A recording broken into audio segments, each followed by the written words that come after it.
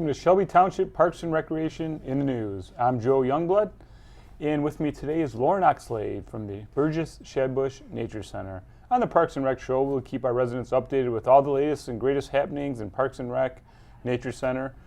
And Lauren, once again, you have another creature you brought with you, and it seems a little excited over there. Yeah, I've always heard the story about when you pick a toad up, they go to the bathroom. Yes. And why do they do that?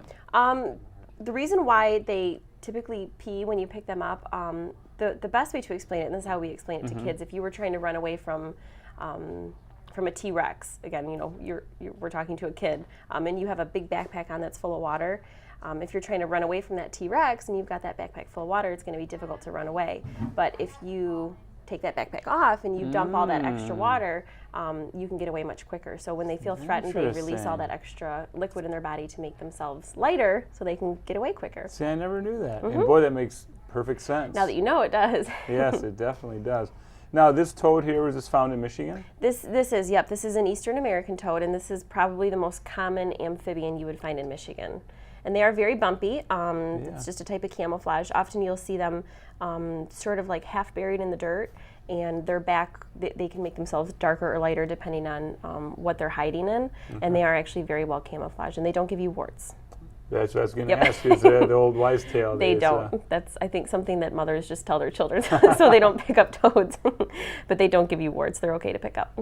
Okay, now this toad here that's found in Michigan, where do they habitat at? This is an amphibian that you can find pretty much anywhere. In your gardens, in your backyards. If you flip over a bucket, you could find one underneath. I was just gardening the other day, and I had one of those little individual planters that has the 6 pockets in it, and there was a little tiny one sleeping in there. So you can find them pretty much anywhere. Do they burrow in the ground, like it makes any type of nest, or where do they live at? They don't make a nest, but they will burrow to sort of stay hidden. I've found them completely buried. I've found them just under a little thin layer of leaves. I've found them completely exposed before. So, but they are definitely burrowers. They have really good sort of shovel-like feet, and they just kind of scoot backwards and bury themselves. Now you find him possibly in a pond swimming?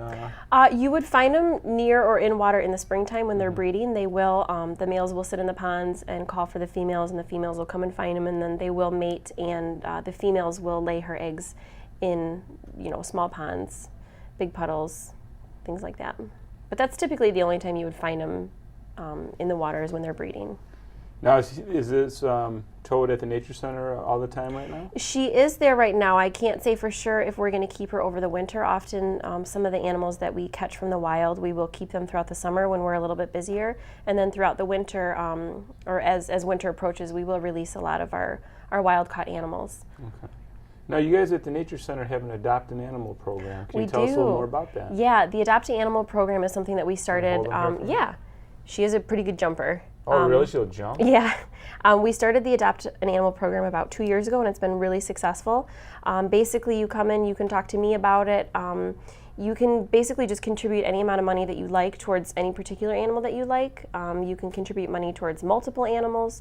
And if someone has already contributed money towards an animal, you can still make a donation towards that animal. So any animal is available to any person, anytime. We ask for $20 for smaller animals and $40 for larger animals. But again, we will accept any donation that you're willing to provide. Well, that's a great idea. Yeah. How long ago did you guys start that program? About two or 2.5 years ago, and it's been pretty successful. And also, you're allowed to sort of... Hey, bud. You can... I told you. Whoa! There you go. You can bring in treats for that animal. Let's say, for example, if you wanted to adopt her, things that you could bring in for her. Crickets, those little black field crickets that you find outside, she loves those. So it's also sort of a way that you can do something fun with your kids if you want to go out and gather earthworms, if you want to go out and gather crickets.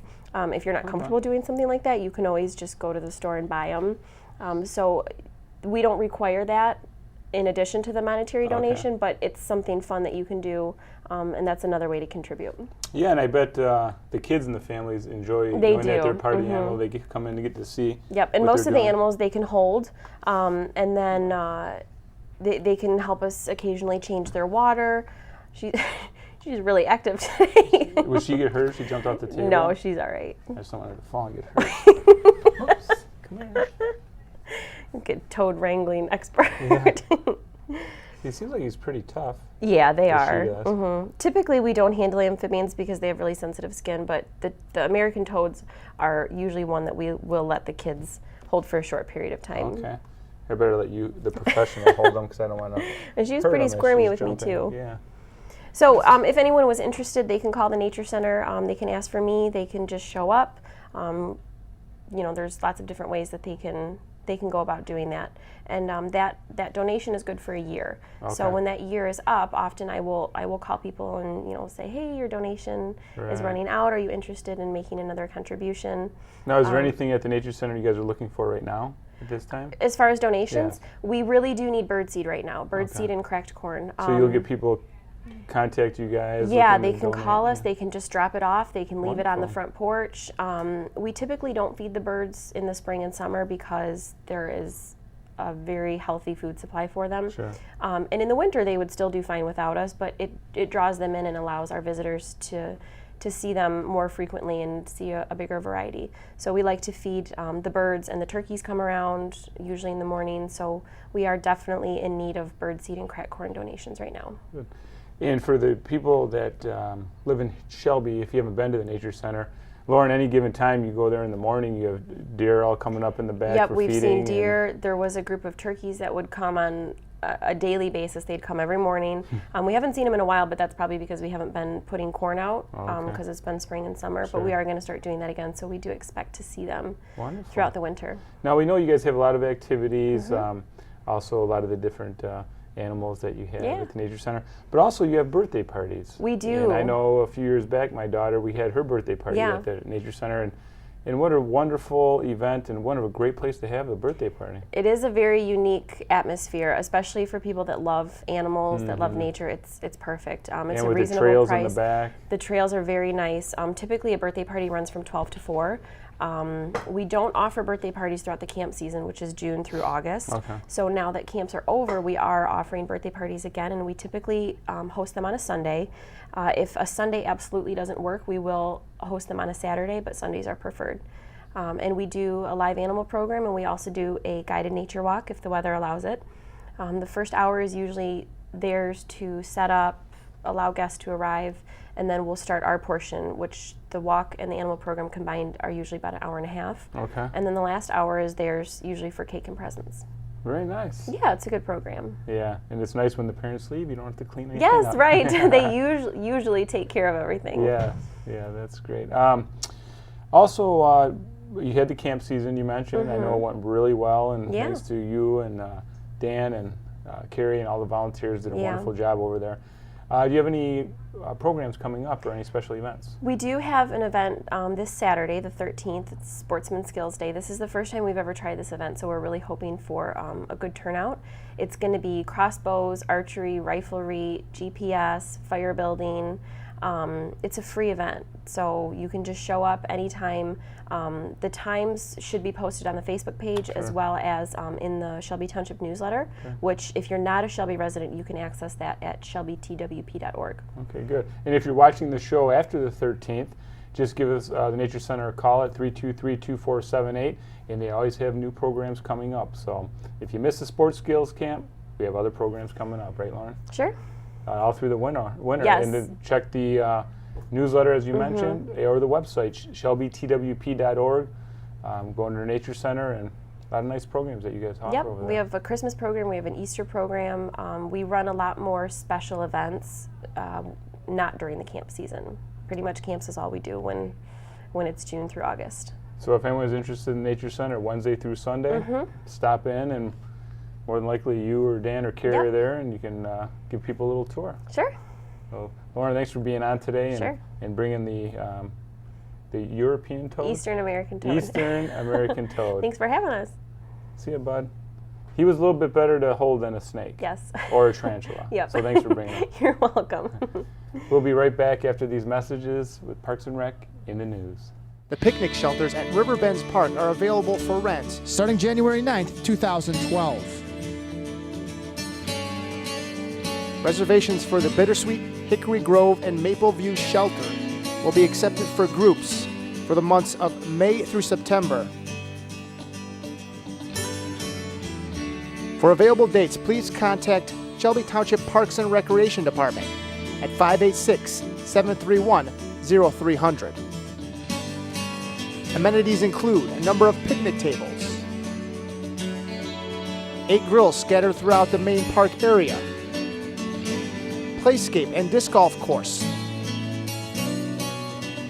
horseshoe pits and volleyball nets. For more information and residential and non-residential fees, please call the Shelby Township Parks and Recreation Department at 586-731-0300. Hello and welcome back to Shelby Township Parks and Recreation in the News. With us now is Mike Adams, who's our sports insider for Shelby Township Parks and Rec. Mike, always something new going on in Parks and Rec throughout the year, basically. They, even though we don't have an indoor facility with basketball season, we've used the Boys and Girls Club for years, and now we're at the elementary schools. And we've had some calls about not being able to use the Boys and Girls Club. And first of all, I just wanted to talk to you about that.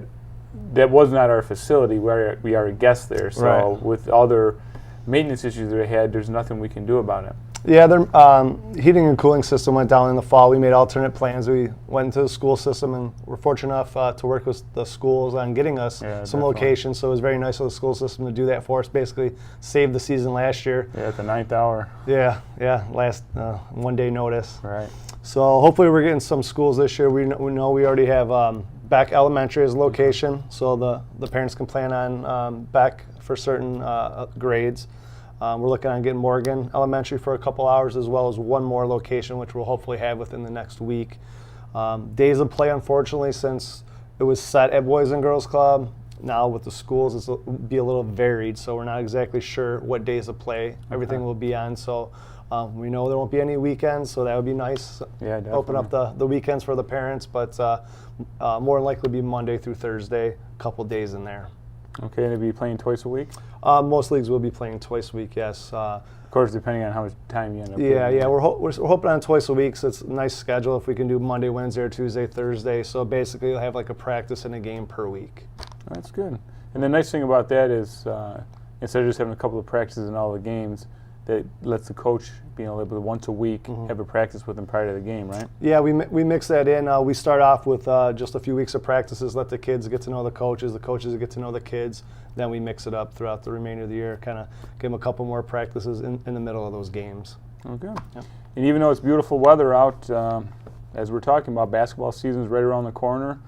Unfortunately, that does bring some cooler and cold weather, but we're going to enjoy the beautiful weather that we have right now.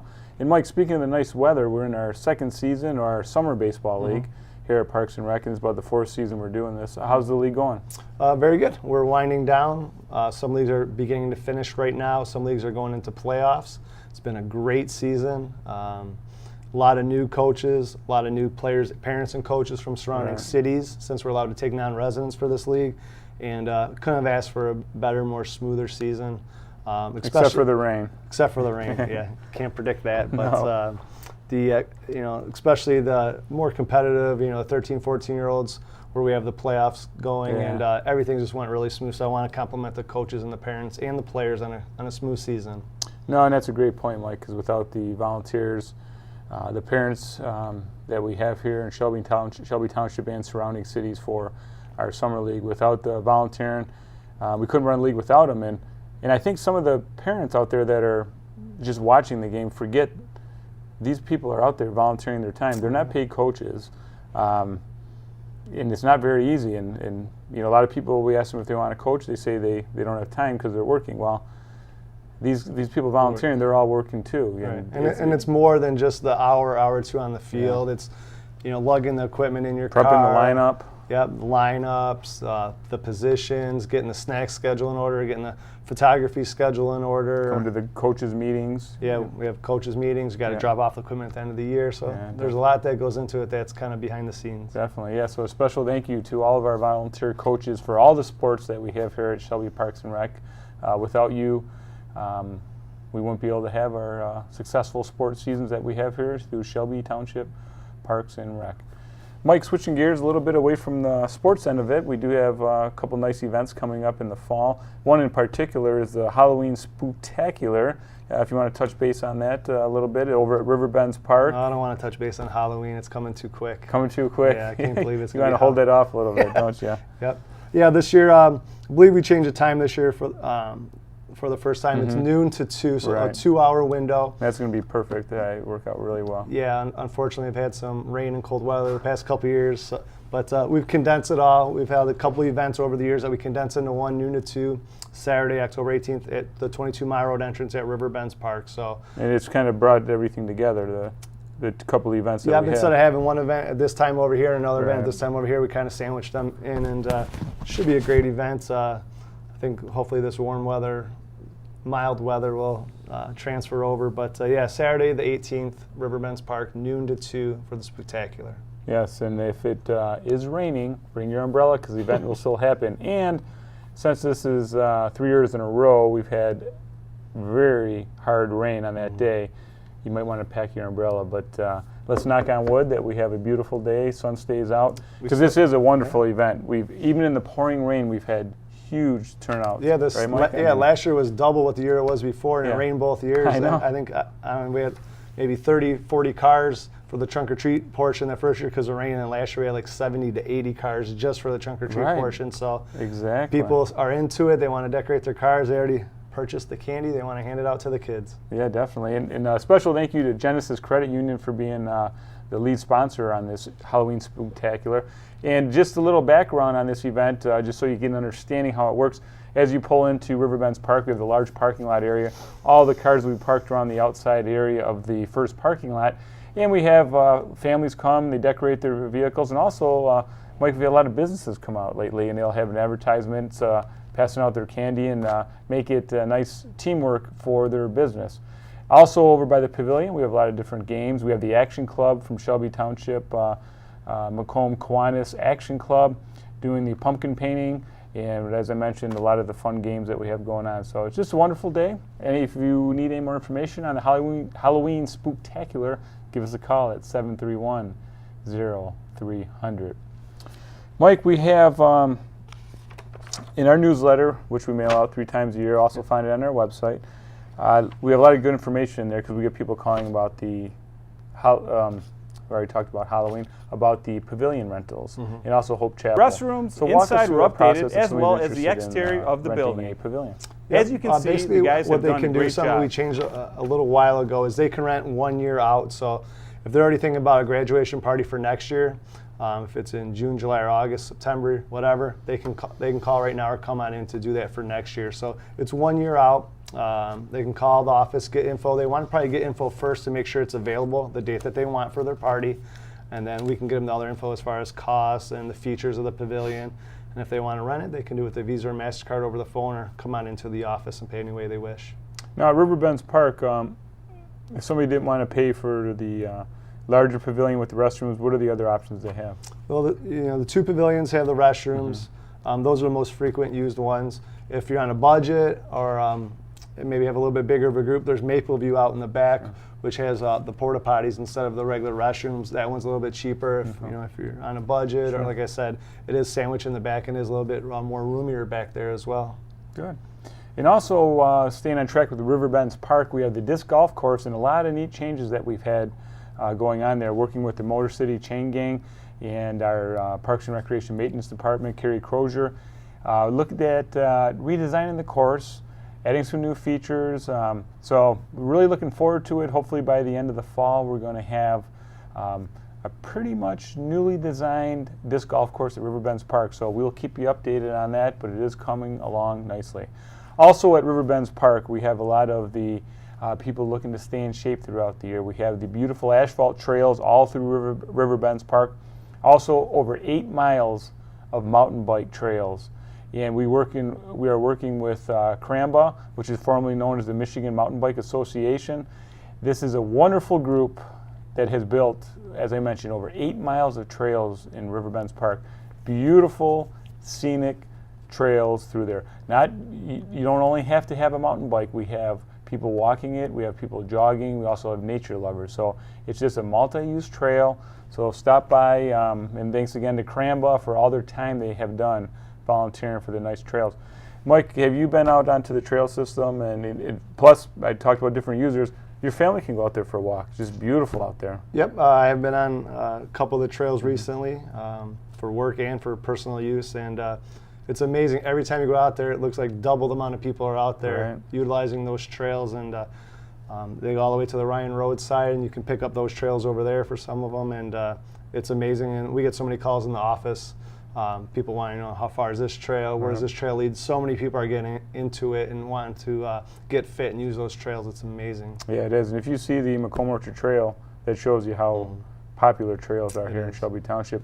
And on that note, we continue to work on receiving different grants because we're looking to connect the Macomb Orchard Trail all the way through Gene Shepherd Park, through Holland Ponds, through River Bends. Eventually this will connect to City of Utica and all the way down to Metro Beach. So that would be part of the overall project of the Stony Creek to Metro Beach Trail. So we have some grants that are coming in. We have received some grants, so we are working on that process. So it's been an ongoing project, but we're looking forward to keeping it rolling and to see the final object of this trail system being done, Mike. I mean, you know, just here in Shelby Township, you see we have a new company by the Macomb Orchard Trail, that new business opening up that's selling bikes. I mean, it's just really safe being on the trail system because you don't have to worry about you know, cars pulling out in front of you. You know, every 100 yards going down like 24-mile road, for example. Right, and minimal intersections. Definitely. They do, and yeah, it is. It's a big trend right now. You know, getting fit and like you said, even if it's walking with your stroller with your kids in it or riding your bike, so many people are doing it. And if you ever go down 25 or 24 where the crosswalk is, it's amazing. You look down the path and you can see hundreds of people on a nice day down there, for sure. All right, if you have any questions or any thoughts or ideas for Shelby Parks and Rec, please give us a call at 731-0300. We're always looking for new ideas and input from our residents. So thank you very much for watching Shelby Township Parks and Rec. For Mike Adams, I'm Joe Youngblood. Until next time, please remember here at Parks and Rec, we create community through people, parks, and programs. Thanks for watching.